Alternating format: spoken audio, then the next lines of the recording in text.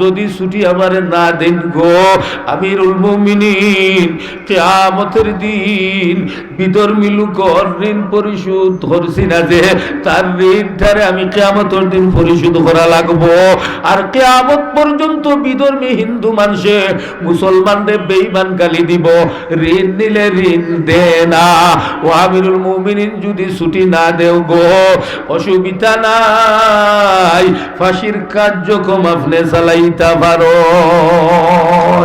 ওই সময় নবীর একজন সাহাবী হযরতে আবু যর গফারি, আল্লাহু আকবার, নবীর সাহাবী হযরতে আবু যর গফারি রাদিয়াল্লাহু তাআলা আনহু দাঁড়াইয়া কইলা, ও আমিরুল মুমিনিন, মুসলমানদের বেঈমান গালি থাকি বাঁচাইবার লাগিয়া বাইটা ঋণ পরিশোধ, হিন্দু বেটার ঋণ পরিশোধ করবার লাগি ছুটি চায়, আপনি জামিনদার ছাড়া বাইটারে ছুটি দিলা না।